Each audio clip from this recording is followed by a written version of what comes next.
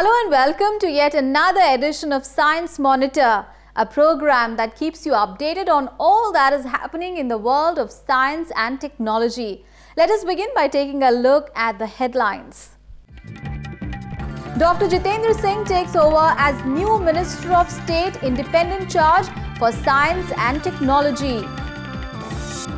Scientists discover new technique to detect GM content in food items.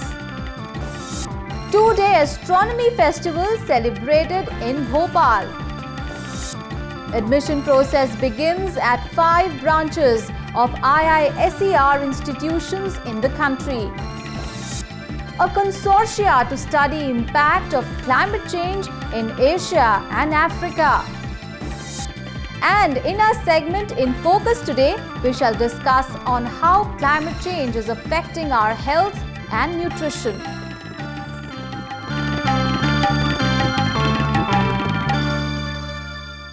And now the news in details. With the formation of the new government, new ministers took charge of their respective ministries.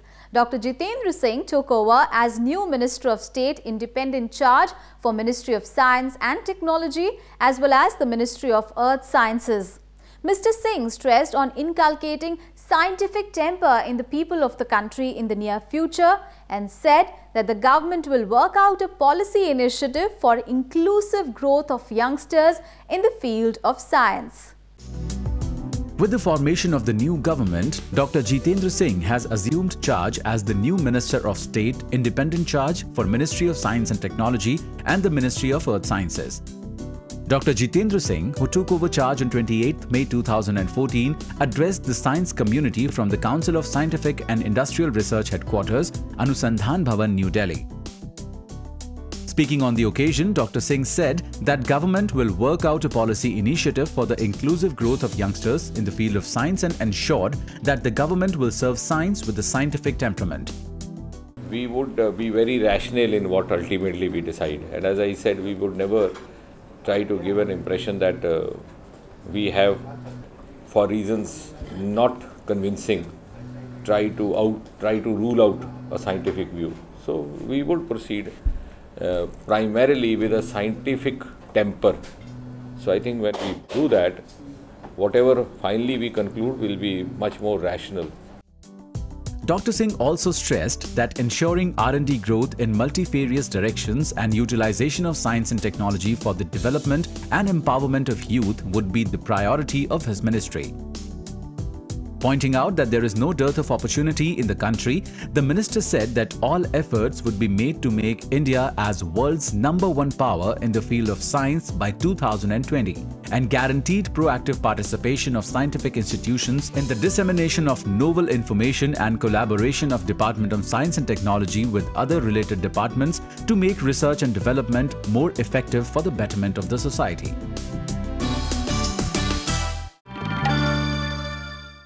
A two-day astronomy festival was organized in Bhopal recently, which was attended by numerous school students of Madhya Pradesh. The event was organized jointly by Madhya Pradesh Vigyan Sabha and Regional Science Centre, Bhopal. Eminent scientists from all over the country attended the event. The event saw programs like lectures and sky watching and much more. The Madhya Pradesh Science Assembly along with the Regional Science Centre conducted the 15th Astronomical Fest 2013-14 during 24th and 25th May 2014. The objective of the fest was to promote activities and discussions pertaining to astronomical studies and space technology. The two-day event saw the participation of almost 100 participants from various districts of Madhya Pradesh. The activities included discussions on astronomy and galactical systems and star watching. Dr. Arvind C. Ranade, scientist from Vigyan Prasad, New Delhi, was present at the two-day event to guide the participants and promote the activities. The Madhya Pradesh Science Assembly for the past 25 years has been involved in popularizing science and technology in the state and creating technological awareness among the rural population.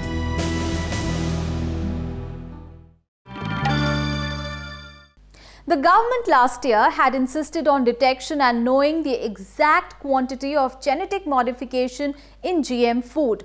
However, there was no exact technique available to detect the right amount of GM content in a particular food item. However, recently the scientists at Delhi's National Bureau of Plant Genetic Resources have developed a technique that will help us in knowing the GM content in food items. Genetically modified crops and GM contamination of traditional food crops has been a subject of controversy for long now. While speculations about the safety of GM food for human consumption have been debated over again and again, this necessitates the development of reliable testing methods to detect the GM contamination in traditional crop varieties in fields adjoining those where GM crops have been under field trials. The Department of Consumer Affairs, Ministry of Consumer Affairs, Government of India, in an extraordinary gadget information made an amendment to enforce GM food labelling from January 2013. To implement the notification effectively, identification of network of authorized GM diagnostic laboratories is being put in place in the country. Genetically modified crops, we normally call them GM crops. They are like under field trials in our country. So far we have only commercialized BT cotton, 5 events of BT cotton. So we have the diagnostics ready in our lab to test all these commercialized events in case of mixing, adulteration. But what was required was that it is being asked again and again by the public, by the policy makers, regulatory bodies, that why we don't have the information at one place of all the GM crops which were either under field trials or they have been imported for research purpose in our country. There's no permission given for the bulk import, that I must clarify. So what was required was that if there is any contamination at any stage, how it can be checked. In order to provide a solution to this emergency, researchers from National Bureau of Plant Genetic Resources (NBPGR) New Delhi, under the leadership of Dr. Gurinderjeet Randhawa, Principal Scientist, and in collaboration with Slovenia's National Institute of Biology, have developed a simple and cost-effective matrix-based approach to detect GM contamination and for screening the presence of authorized and unauthorized GM events in India. This GMO matrix approach is based on the information compiled from Ig Morris and other publicly available database for GM events, which have been commercialized or under field trials from 2006 to 2012 or imported for research purposes in India. These included 141 GM events targeting 106 genetic elements, and 10 most frequently present elements in these events have been identified using the software called GMO-Seek to screen for such a diverse range of GM events. What we do, we have a kind of software where we feed the information of all these 144 events, and then we can come out with a strategy. The strategy which we call the GMO matrix, with which we can cut down the cost up to 1/10. So what happens is, if any sample comes in our lab, so if any sample of cotton or maize or rice comes to our lab, so what we do immediately, checking with this matrix, because we have the information of all the events which are under testing in field trials. I have to correct myself because they are in field trials only, that too for research purposes. So we use the strategy, and then we need to conduct only very few tests.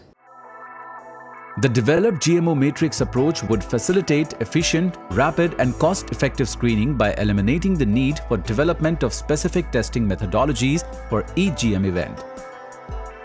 This decision support system, developed by Dr. Randhawa and the GM diagnostic team at NBPGR, not only drastically cuts the number of tests required to see whether a crop, food or feed is contaminated with GM material from over 100 to between 1 and 10, it also cuts screening costs to 1/10. The design of the matrix ensures that newer genetic elements being tested in later tests can be added to the screening matrix. Regularly updated GMO database connected to GMO matrix, currently introducing all new GM events and corresponding targets, would allow reliable and cost-effective testing of presented GMOs globally in upcoming years.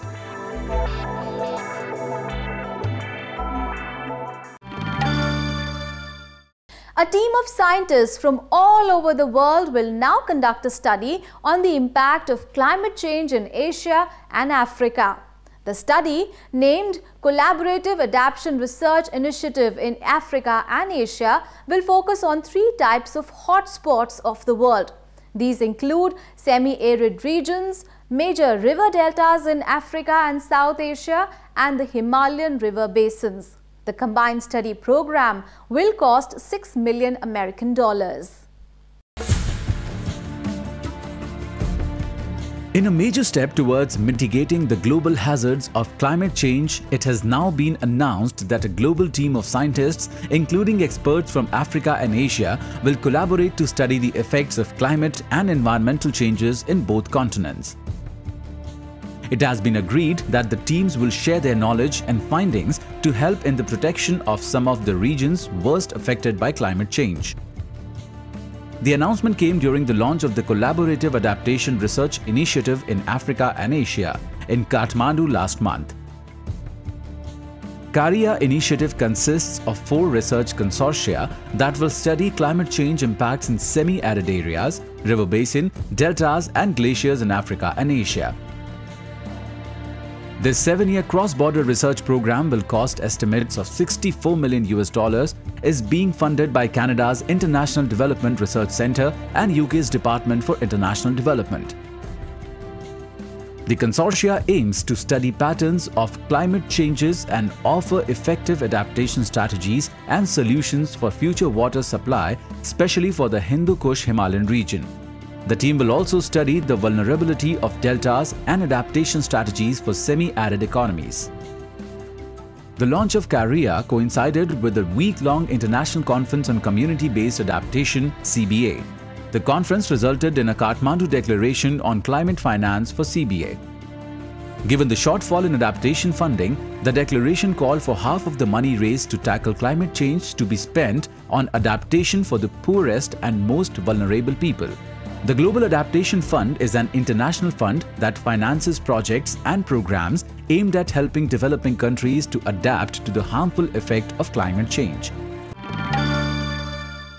And here is good news for all those interested in doing higher studies in the field of science. Admission process have begun at 5 branches of Indian Institute of Science Education and Research, that is IISER. Now, these branches are situated in Bhopal, Kolkata, Mohali, Pune and Thiruvananthapuram. Now, those who are interested in taking admissions in these institutions can apply online from 7th of June. To know more about the admission process, check out our report. Admissions to the 5 Indian Institutes of Science Education and Research for the 5-year BS-MS dual degree program starts this June. IISER has announced that the counselling and aptitude test for the admissions are to be conducted during July. BS-MS dual degree program is a 5-year dual degree program for science students who have completed class 12th. Students will be admitted to the 5-year BS-MS dual degree program beginning August 2014 through 3 different channels. While students qualifying in SA 2012, SX 2013, SP 2013 are eligible to seek admission under the Kishore Vaigyanik Protsahan Yojana Basic Science Stream. Students securing a place in the rank list of Joint Entrance Examination Advanced for admission to the Indian Institutes of Technology are eligible under Joint Entrance Examination Advanced 2014 category, and State and Centre Board students who are eligible for Inspire Scholarship by Department of Science and Technology on the basis of their aggregate scores in class 12 will be considered for admission after clearing an aptitude test. Dates for receiving online applications under different categories are: for the Kishore Vaigyanik Protsahan Yojana, 7 June to 7 July 2014. Students eligible under Joint Entrance Examination Advanced 2014 category, 23rd June to 7th July 2014. State and Central Board students who are eligible for Inspire Scholarship, 15th June to 10th July 2014. More details of the admission can be found at the IISER website www.iiseradmissions.in. Indian Institutes of Science Education and Research, shortly known as IISER, is a group of autonomous institutions under the Ministry of Human Resource Development. Government of India dedicated to promoting high-quality scientific education, research and training in science. There are 5 IISERs located in Bhopal, Kolkata, Mohali, Pune and Thiruvananthapuram respectively. Time to take a very short break here, but we will be back with more science news. So stay tuned.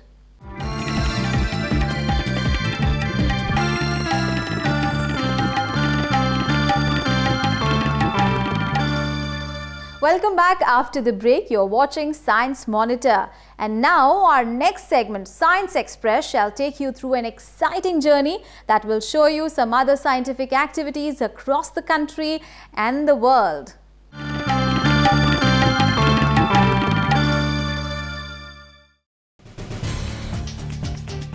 In a major scientific breakthrough, scientists have discovered a giant Martian volcano that they suspect may have harbored life.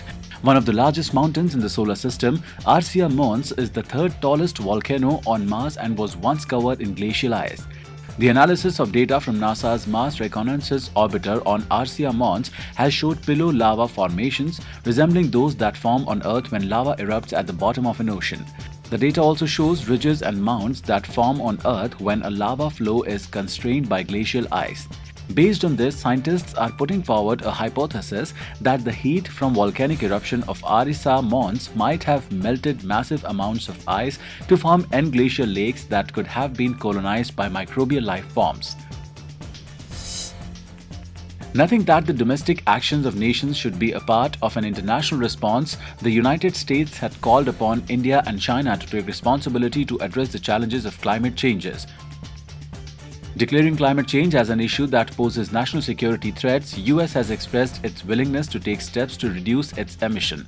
According to the US officials, while steps like development of climate action plan by the US will help attain of the goals fueled by efficiency standard or coal-fired power plants, it is the need of the hour that all the nations participate and contribute towards addressing the issue related to climate change.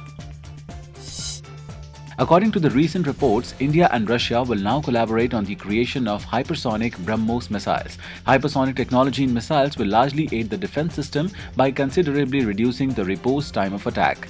The ground tests of the technology based on silicon chips is on the test are likely to go on for 4 to 5 years. It is estimated that the hypersonic missiles may take almost 10 years for their completion.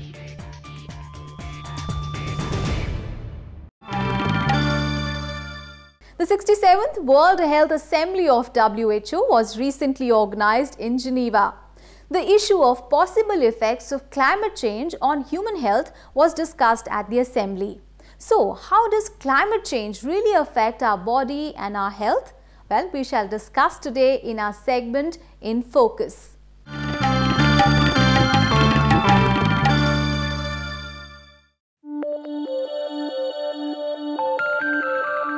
In the recent years, rapidly deteriorating environment and climate change has emerged as a huge concern worldwide, with scientific, social and economic dimensions.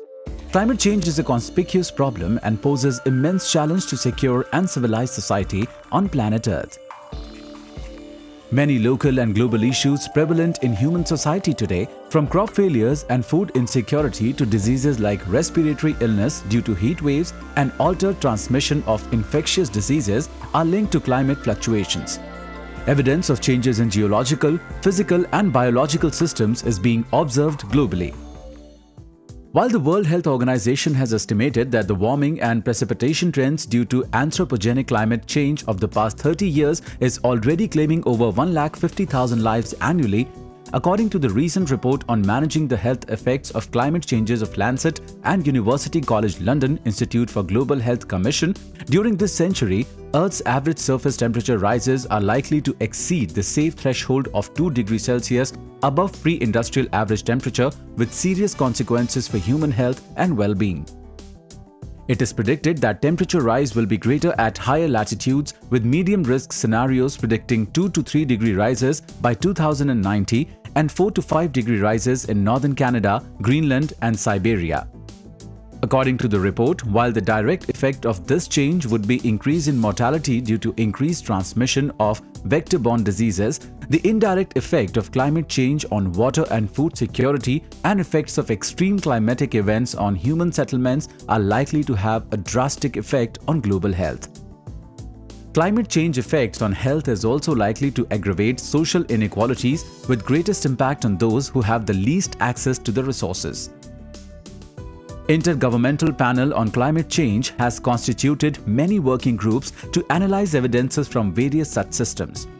Studies undertaken by these groups invariably suggest that almost all the natural systems are being affected by regional climate change, especially the rise in temperature.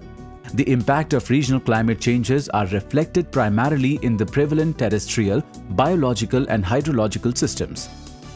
This has resulted in significant and often drastic changes in agriculture, forestry, surface and groundwater availability, and above all, health. The changes in climate can be attributed to natural and anthropogenic reasons or may also be due to a collective attribution of both these factors. It is much needed to initiate joint ventures to examine the basic reason of regional climate change. We also need to identify and develop reliable indicators of regional climate change. It is indeed the need of the hour to explore, discover and extend novel strategies to both adapt to the changes and to mitigate its effects.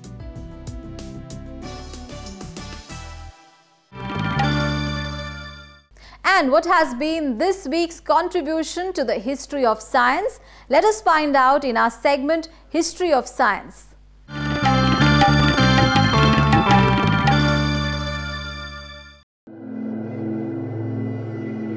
On June 5, 1783, two French brothers, Geoff Michael and Jacques Atene Montgolfier, flew a hot balloon for the first time that raised the hopes of flying in the air. On June 6, 1943, the American chemist and physicist Richard E. Smalley was born, who is considered to be the father of nanotechnology.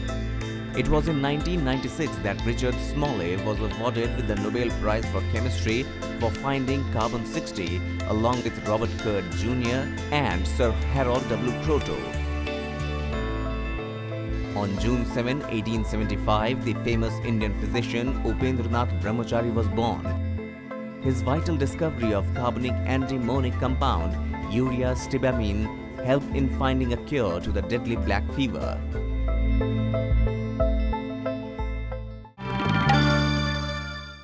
So how do you like our program Science Monitor? Well, do send in your comments and suggestions through email. Our email address is news@vigyanprasad.gov.in. You can also send us your suggestions by post. Our postal address is Vigyan Prasar, C24, Qutub Institutional Area, New Delhi 110016. That is all in today's edition of Science Monitor, but we shall meet next week with more dosage of science news and lots of exciting information. Till then, goodbye and take care.